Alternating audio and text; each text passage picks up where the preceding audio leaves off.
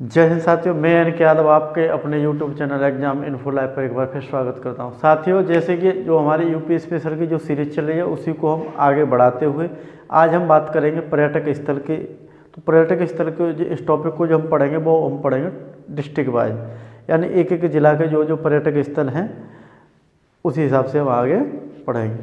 तो बात करते हैं हम पहले ताजमहल की। जो ताजमहल है हमारा 7 अजूबों में शामिल है और ये कहाँ पर हमारा स्थित है? आगरा के अंदर स्थित है। इसका निर्माण किसने करवाया था? ये भी क्वेश्चन आपसे पूछता है। तो शाहजहाँ ने करवाया था। किसकी याद में करवाया था? तो ये आपकी मुमताज महल, उसकी कौन थी? वाइफ थी। मुमताज महल की याद में शाहजहाँ ने इसका निर्माण करवाया था। आगे बात करते हैं हम सिकंदरा। देखो सिकंदरा पे क्या है आपका? अकबर का मकबरा है। अकबर का मकबरा, जो अकबर का मकबरा है सिकंदरा एक जगह है आगरा के अंदर, जो मथुरा आगरा हाईवे पर पड़ती है। वहीं पर क्या है आपका? अकबर का मकबरा है, उसको सिकंदरा पर स्थित है। एतमाद उद-दौला मकबरा, ये एतमाद उद-दौला मकबरा है। ये आपका आगरा के अंदर एक एतमादपुर थाना भी लगता है आपका, तो वहाँ पर स्थित है। आगे बात करें देखो लाल किला। लाल किला एक तो आपका देखो दिल्ली में स्थित है और एक आपका आगरा में स्थित है। तो हम आगरा वाला जो लाल किला है इसको तो बनवाया था आपके अकबर ने। बच्चे काफ़ी कंफ्यूज रहते हैं। और जो दिल्ली वाला लाल किला है उसको बनवाया आपका शाहजहाँ ने। इस चीज़ का जो कन्फ्यूजन है पूरी तरह से मुझे विश्वास है कि क्लियर आपका हो जाएगा। जो आगरा वाला लाल किला है उसको अकबर ने बनवाया था और जो आपका दिल्ली वाला लाल किला है उसे किसने बनवाया था? आपका शाहजहाँ ने बनवाया था। आगे बात करते हैं सुनहला महल। ये भी आपका आगरा में स्थित है। दीवाने खास, दीवाने खास ये अकबर द्वारा निर्मित एक महल था, इसको जहांगीर के लिए बनवाया था दीवाने खास। बात करें हम आगे देखो मोती मस्जिद से भी क्वेश्चन आता है। मोती मस्जिद भी आपकी कहाँ पर स्थित है? आगरा में स्थित है। आगे आपका सामूगढ़, सामूगढ़ भी आपका आगरा में स्थित है। बटेश्वर, देखो बटेश्वर आपका मेला भी लगता है और बटेश्वर हमारा कहाँ पर स्थित? ये भी आपका आगरा में स्थित है। कैलाश मेला यानी कैलाश जगह ये भी आपकी सिकंदरा पर है, जहाँ पर आपका अकबर का मकबरा है। उससे लगभग मान के चलिए 500 मीटर आगे आप चलोगे तो उसके बाद फिर यमुना के लिए रास्ता गया है, उसमें आगे आपका कैलाश मंदिर है। तो कैलाश मंदिर भी, ये सब चीज़ें आपकी कहाँ पर है? आगरा में है। महत्वपूर्ण। आगे बात करें हम देखो जामा मस्जिद, ये भी आगरा में है, लेकिन ये आगरा के देखो आगरा से भी पार्ट में पूछ लेता है कि जामा मस्जिद आपकी फतेहपुर सीकरी में है या आपकी आगरा में। जब आपका देखो ऑप्शन में दिया हो फतेहपुर सीकरी, फतेहपुर सीकरी अगर आपका ऑप्शन में दिया है और आगरा भी दिया हुआ है तो उस समय हमारा आंसर होगा फतेहपुर सीकरी। अगर फतेहपुर सीकरी नहीं दिया हुआ है तो हमारी जामा मस्जिद कहाँ पर स्थित है? आगरा, उसका आंसर हम लगाएंगे। आगे बात करते हैं बुलंद दरवाज़ा। बुलंद दरवाज़ा हमारा आगरा फतेहपुर सीकरी में स्थित है।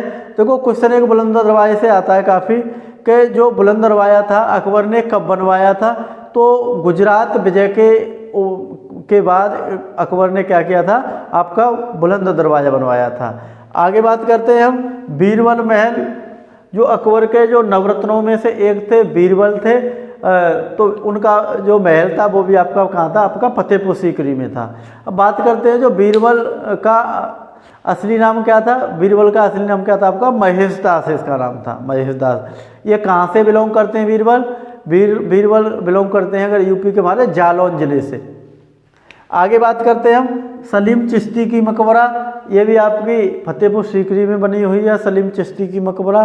और जोधाबाई महल, जो अकबर की यानी एक रानी थी जोधाबाई, उनका भी महल आपका कहाँ पर स्थित है? फतेहपुर सीकरी में स्थित है। आगे बात करते हैं मरियम महल। मरियम महल भी आपका फतेहपुर सीकरी में स्थित है। पंचमहल ये भी आपका फतेहपुर सीकरी के अंदर स्थित है। आगे बात करते हैं हम कि शाही किला और शाही पुल। शाही किला, शाही पुल ये आपका जौनपुर में स्थित है। कहाँ पर स्थित है आपका? जौनपुर में। और यहाँ से देखो काफ़ी अटाला मस्जिद काफ़ी पूछता है एग्जाम के अंदर आपका। अटाला मस्जिद, हिंदी भवन, अटाला मस्जिद, हिंदी भवन, झरझरी व औरंगजेब। झरझर या तो देखो यहाँ से 3 तरीके से क्वेश्चन पूछ लेगा। या तो पूछ लेगा झरझरी मस्जिद कहाँ पर स्थित है, या औरंगजेब की मस्जिद कहाँ पर स्थित है, या आपसे पूछ लेगा बड़ी मस्जिद कहाँ पर स्थित है। तो इन तीनों का आंसर हमारा क्या होगा? जौनपुर होगा। यानी अटाला मस्जिद, हिंदी भवन, झरझरी मस्जिद ये आपके जौनपुर में स्थित है। और ये तीनों ही आपके एग्जाम की पॉइंट ऑफ व्यू से तीनों ही आपके काफ़ी महत्वपूर्ण हैं। देखो अभी उन्हीं चीज़ों को करा रहा हूँ जो इम्पोर्टेंट मुझे लग रहा है, और इम्पोर्टेंट मतलब पिछले एग्जामों को एनालिसिस करने के बाद जहाँ से जो क्वेश्चन आपको देखने के लिए मिला है वहीं से कराना हो। यानी पढ़ाने के लिए तो पूरी चीज़ें पढ़ लो, लेकिन इतना हमारे पास समय नहीं है। अब केवल हम यूपी स्पेशल में ही लगा रहना है, आगे भी हमको तैयारी करनी है। मेन क्या है कि देखो कम पढ़ने के बाद में एग्जाम को क्रैक करना क्या है, क्या किस चीज़ को हम छोड़ें, किस चीज़ को हम पढ़ें, कौन कौन सी चीज़ें हैं जिन पर हम अपना ज़्यादा ध्यान दें। आगे बात करते हैं आसिफुद्दौला व शाहजन्नफ इमामबाड़ा। ये आपका लखनऊ में स्थित है। देखो इसको दूसरी तरीके से भी कह देते हैं कि छोटा इमामबाड़ा और बड़ा इमामबाड़ा। दोनों इमामबाड़े आपके कहाँ पर स्थित हैं? लखनऊ में स्थित हैं। बात करें कि लखनऊ का जो पुराना नाम था वो क्या था आपका? लक्ष्मणपुर था। और ये देखो अभी न्यूज में भी चला था कि लखनऊ का नाम बदलकर क्या रखा जाएगा आपका? लक्ष्मणपुर किया जाएगा। जब यानी इलाहाबाद से प्रयागराज किया गया था तो ये भी मतलब चीज़ें आई थी न्यूज में निकल के कि लखनऊ का नाम बदल के क्या किया जाएगा आपका?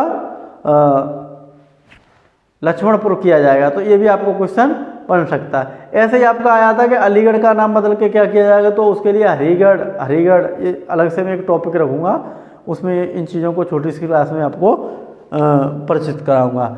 आगे बात करते हैं हम छतर व मुबारक मंजिल। ये भी आपकी लखनऊ के अंदर स्थित है। एक है आपका रूमी दरवाज़ा, ये भी आपको कई परीक्षा में पूछा गया रूमी दरवाज़ा। तो ये भी आपका कहाँ पर है? लखनऊ के अंदर स्थित है। मोती महल भी आपका, और बेगम हजरत पार्क, देखो ये भी आपका लखनऊ के अंदर स्थित है। और जो हम महान व्यक्तित्व हमने कराए थे उसमें आपको बेगम हजरत महल को भी हमने आपको पढ़ाया था। ये कहाँ से रिलेट करती हैं? तो ये आपकी लखनऊ से रिलेट करती हैं।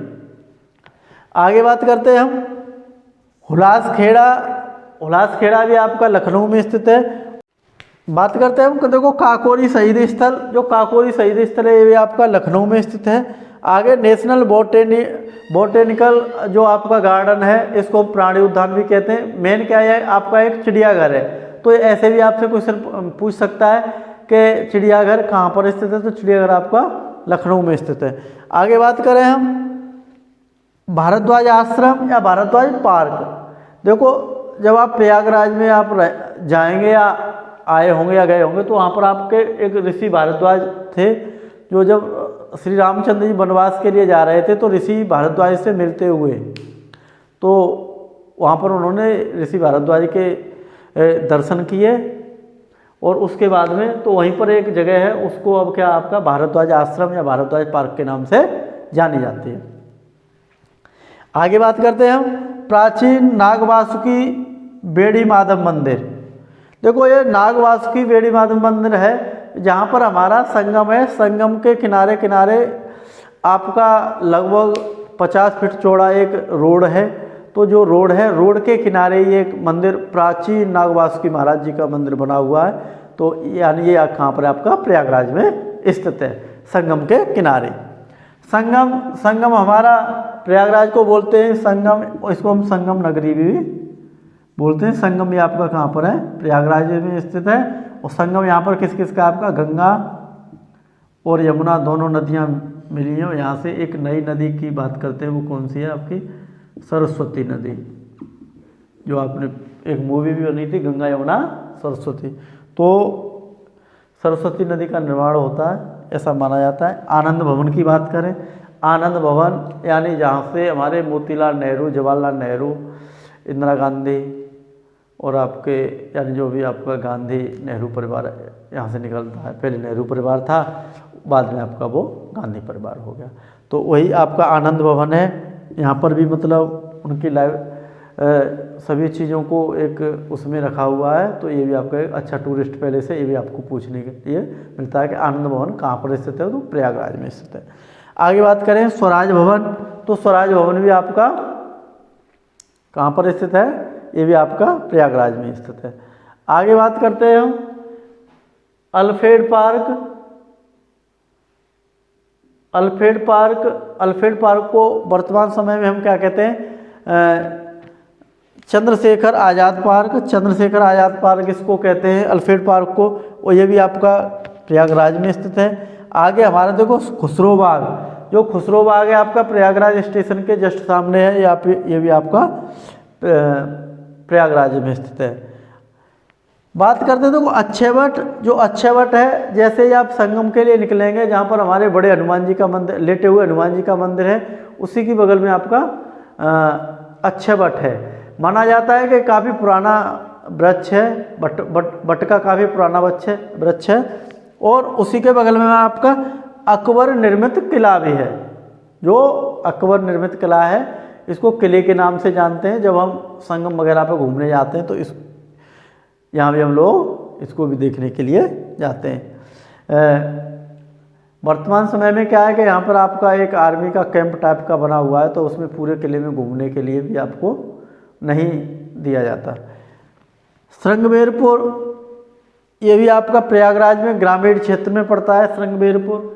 आगे आपका दुर्वासा आश्रम, जो ऋषि दुर्वासा जी थे, जिनको गुस्सा अधिक आता था, सभी ऋषियों में से सबसे ज़्यादा गुस्सा किसको अधिक आता था, ऋषि दुर्वासा जी को आता था। तो उनका भी आश्रम कहाँ पर आपका प्रयागराज में पड़ता है। आगे बात करते हैं आपका लाक्षागृह, ये भी आपका प्रयागराज में। देखो एक बात, जो स्वराज भवन है, देखो स्वराज भवन भी आपका प्रयागराज में स्थित हो। देखो आपको पता हो, आप स्वराज पार्टी का निर्माण हुआ था 1923 ईस्वी में, और जो स्वराज पार्टी का जो निर्माण किए थे, जो यानी इसकी स्थापना किए थे, वो आपके चित्तरंजन दास तथा मोतीलाल नेहरू, ये एडवोकेट थे मोतीलाल नेहरू। और मुझे विश्वास है कि मोतीलाल नेहरू से सभी आप परिचित भी होंगे। मोतीलाल जो नेहरू थे, वो आपके कौन थे, हमारे भारत के प्रथम जो प्रधानमंत्री थे पंडित जवाहरलाल नेहरू, उनके पिताजी मोतीलाल नेहरू थे। तो इन दोनों ने मिलकर एक आपकी स्वराज पार्टी के नाम से एक पार्टी बनाई 1923 ईस्वी में। हालांकि इसको सफलता नहीं मिल पाई। बाद में ये कांग्रेस पार्टी, जो कांग्रेस थी, उसी में जाके आपकी क्या हो गई, विलय हो गई। तो ये था हमारा टॉपिक आपका पर्यटक स्थल को लेकर। आगे भी हम हमारी इसकी एक या दो वीडियो और आएंगी, और हम विश्वास करते हैं कि यहाँ से जो भी आपको क्वेश्चन जाएगा बचकर छूट कर नहीं जाएगा आपका। बाकी प्यारे साथियों, हम यही कहेंगे कि पढ़ते रहिएगा, निरंतर अपनी स्टडी को बनाए रखिएगा। जैसे जैसे एग्ज़ाम आपका पास आते जाएगा, आपके ऊपर प्रेशर बढ़ते जाएगा, तो आप अपने प्रेशर को हैंडल कीजिए। आप प्रेशर को तभी कम कर सकते हो जब आप अच्छी पढ़ाई करो, अच्छे टॉपिकों से पढ़ाई करो, और अच्छे स्टडी मटेरियल के साथ पढ़ाई करो। प्यारे साथियों, जय हिंद, जय भारत।